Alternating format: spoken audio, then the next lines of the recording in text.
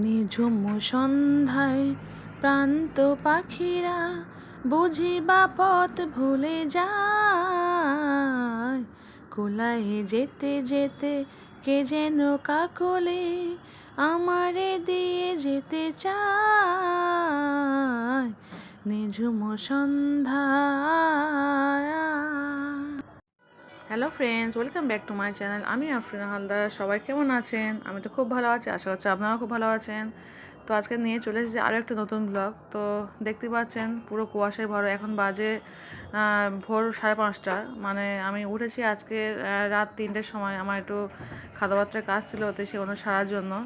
তো সেগুলো সেরে এখন 5:30 বাজে। ভাবলাম এবার সংসারের কাজ শুরু করতে হবে। তো ভাবলাম একটু আমি শর্ট নিয়ে নিই। তো পুরো কুয়াশায় ভরা হয়ে আছে পুরো।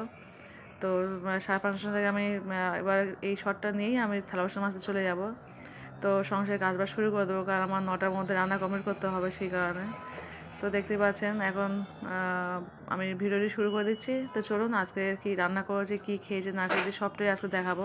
তো প্লিজ আবার একবার বলছি, যে যেখান থেকে দেখছেন প্লিজ একটা ছোট্ট লাইক দিয়ে ফুল ওয়াচ করে ভিডিওটা দেখবেন। তো আমি সবার পাশে আছি, অবশ্যই আমার পাশে সবাই থাকবেন। তো আসুন আজকে ভিডিওটি কেমন করেছি দেখা যাক।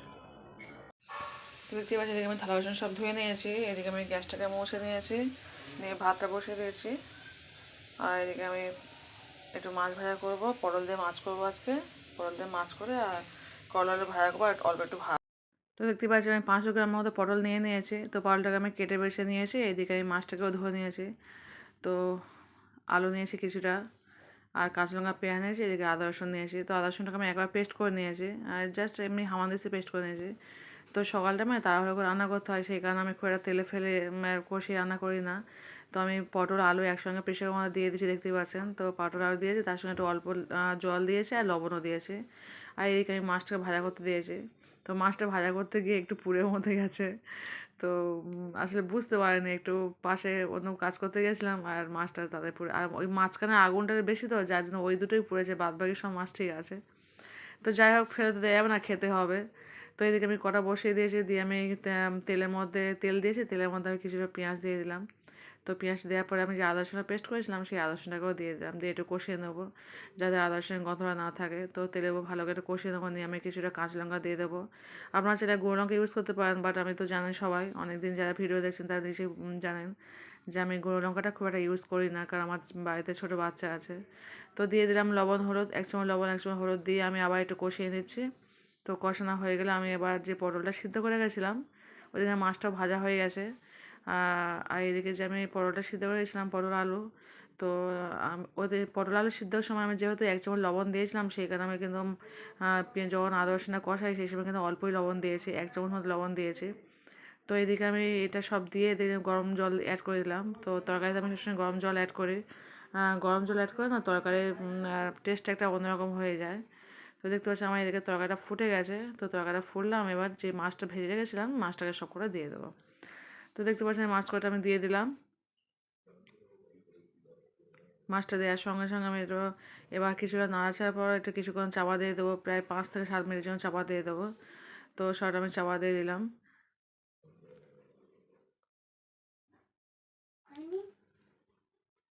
তো আমি আবার 10 মিনিট পরে খুললাম, পুরো 10 মিনিট হয়ে গেছে। তো আমার দেখতে পাচ্ছি তরকারিটা কত সুন্দর হয়েছে। আমি আসলে গুঁড়ো লঙ্কাটা ইউজ করি না বলে আমার তরকারিটা কেমন সাদা সাদা লাগে, যেহেতু আমি কাঁচা লঙ্কা ইউজ করি। তো আপনারা চাইলে কিন্তু গুঁড়ো লঙ্কা ইউজ করতে পারেন। তো হয়ে গেছে আমার তরকারি, এবার আমি করলা আলুটা ভাজা করবো। তো দেখতে পেয়েছেন পটল আলু রান্নাটা আমার হয়ে গেছে। এবার আমি কড়া বসিয়ে দিয়েছি, অল্প করে তেল দিলাম, করলা আলুটা ভাজা করবো। তেলটা হালকা গরম হয়ে গেলে আমি পেঁয়াজটা দিয়ে দিচ্ছি।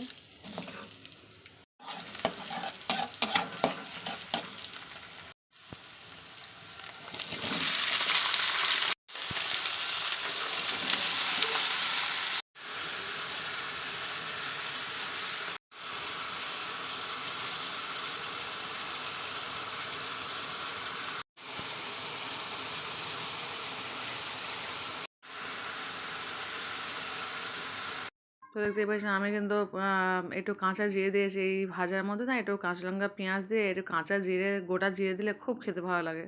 তো আমি প্রত্যেকটা ভাজার সঙ্গে একটু 1 চামচ কাঁচা জিরে দিয়ে দিই।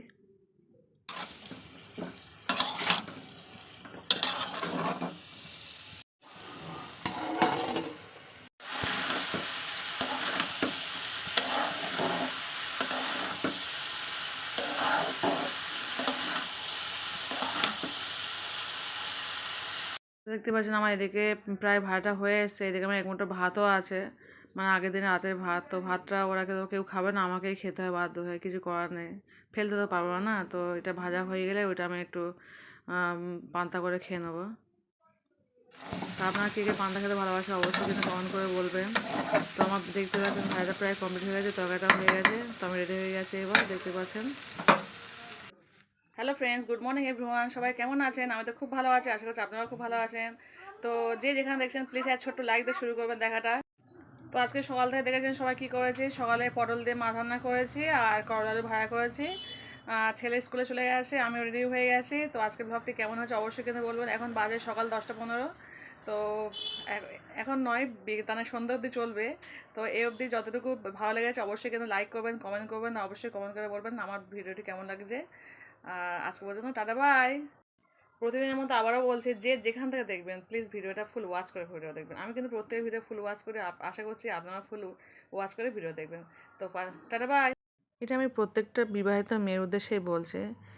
একজন নারীর জীবনে না সবচেয়ে বড় মানসিক ডাক্তার হলো কিন্তু তার স্বামী।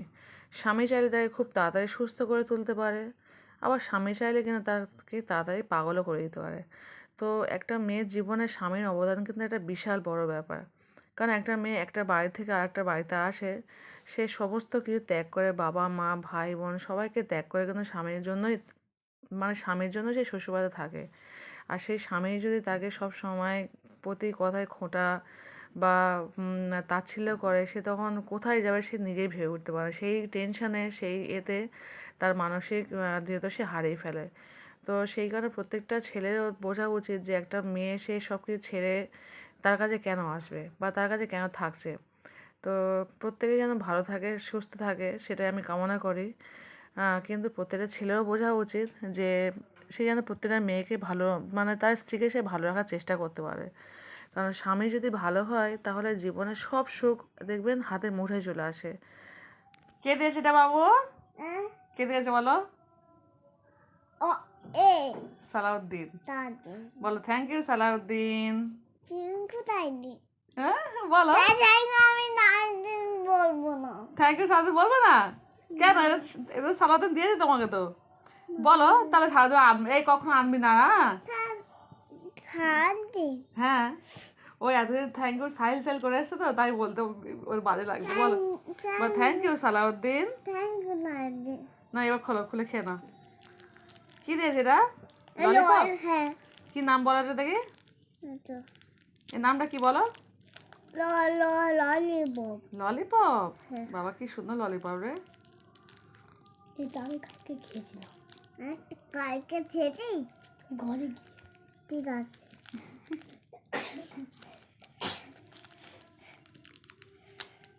বাহ খুব সুন্দর। বলো এটা কে নিয়ে এসছে বলো? বাপ তো আব্বু হয়, আব্বু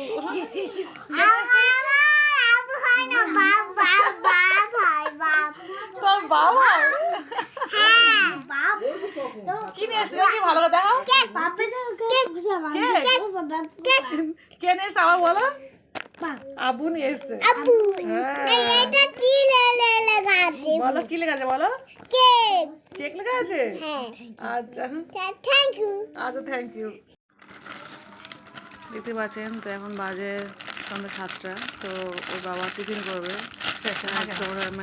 টমেটো নেই, ধনে পাতা কাঁচা লঙ্কা পেঁয়াজ দিয়ে একটু চাঁচু দিয়ে মাঝামাঝি মতো করছে। তো আমি বললো তুমি খাবে, তো আমি হ্যাঁ আমি সুন্দর টিফিন করি। তো বাবাই মাখছে, তার সঙ্গে ছেলেও হেল্প করছে। তো এখন আমাদের টিফিন খাওয়ার সময়, টিফিন খাচ্ছি। তো আমার টিফিন খাওয়া হয়ে গেছে, এটা বাজে তখন রাত 9টা। তো রাত 9টার সময় একটু স্যান্ডউইচ করে নিয়েছি, মানে স্যান্ডউইচ বাটার দিয়ে জাস্ট করে নিয়েছি। রাত আমি কিছুই খাবো না, ওটাই খেয়ে নেবো। তো দেখতে পাচ্ছি এখন বাজে রাত 9টা 10-15 হয়ে গেছে। তো সাহিল এসেছিলো, সাহিলের বাবা এসেছিলো, বাবা মা দুজনে এসেছিলো আজকে। তো বাবা এসে ক্যাডবেরিটা লিটল হার্ট দিয়ে গেছে। আজকে তোমার কে খাবার দিল? সালাউদ্দিন দিল ললিপপ। আর তারপর কে দিল? তো সাইলের বাবা যখনই তাই তো? আসে সাইল এটা তাই দিয়ে তো? যায়, তো যার দেখি জন্য একটু আমার রাগও বাবা করে, দাও। কিছু করার নেই, ওটা ভালোবাসে দেয় আর কি করবো বলো। ওই সাইলের বাবাই তো এখন আমাকে টাকা নিয়ে পড়াচ্ছে, না, ক্লাস প্রতিদিন না, পার ওই ডে বাবা, 10 এর থেকে 20 বাবা, টাকা এর করে বাবা, দেয়া, মানে আহানের বাবা। মাসে কত টাকা হচ্ছে বুঝতে ও হ্যাঁ পারছেন। আহানের বাবা দিয়েছে হিসাব করলে কিন্তু অনেকটা বেশি হয়ে যায়। তো আহানের যাই হোক, বাবা ভালোবেসে দেয় সব জিনিসটা। তো চলে এসেছি রাত্রে, এখন বাজে রাত 10:30। তো রাতে খাবার করছি ছেলে, আমি আর কিছু খাবো না, আমি যেহেতু এটা খেয়েছি, তো দুটো ছেলের জন্য করে দিচ্ছি, আমার বাবা খাবে। তো টাটা বাই।